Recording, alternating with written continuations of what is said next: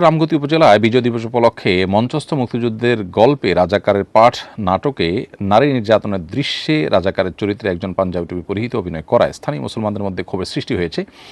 এ ধরনের ঘটনাগুলো কি কেবলই বিচ্ছিন্ন ঘটনা নাকি কোনো বিশেষ উদ্দেশ্যে পরিকল্পিতভাবে ঘটনা হয়, এই বিষয়ে আপনার মন্তব্য জানতে চাই।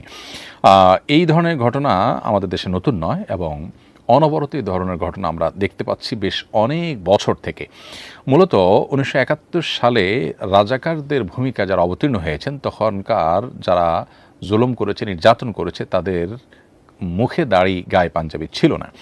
আমরা তখনকার আমলে বিভিন্ন রাজাকারদের যে সমস্ত ছবিগুলো তখনকার মিডিয়ার মারফতে এখন দেখতে পাই, সেগুলোতে পরিষ্কারভাবে দেখা যায় যে তাদের মুখে দাড়ি ছিল না এবং গায়ে পাঞ্জাবি ছিল না।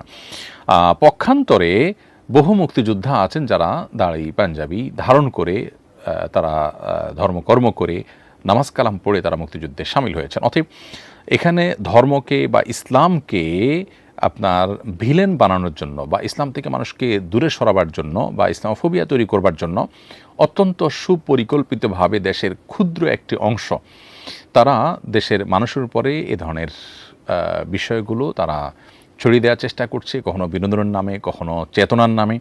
এগুলোর বিরুদ্ধে এদেশের মানুষ বেশ আগে থেকে সোচ্চার হয়েছে। শাহবাগ আন্দোলন, এরপর যে আপনার শাপলা আন্দোলন হলো এবং শাহবাগ যে ব্যর্থ হতে বাধ্য হলো, পলায়ন করতে হলো এবং সেখানে যে নাটক মঞ্চস্থ হলো, সে নাটক গোটা দেশব্যাপী দীর্ঘদিন থেকে মঞ্চস্থ করা হচ্ছে। তারই ধারাবাহিকতা রামগতির এই ঘটনা ঘটেছে।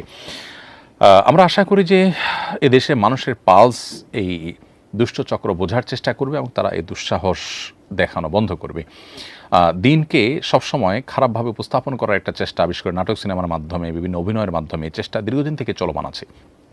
এর বিরুদ্ধে আমাদেরকে সোচ্চার হতে হবে এবং প্রতিবাদী হতে হবে। ধর্মপ্রাণ মুসলমানদের দেশে তাদের বুকের উপরে বসে তাদেরকে এভাবে আঘাত মুসলমানদের সহ্য করা উচিত নয়। দিনই কারণে এবং নাহিয়াল মুনকারের দাবির অংশ হিসাবে আমাদের উচিত এই সমস্ত অন্যায়ের বিরুদ্ধে কথা বলা।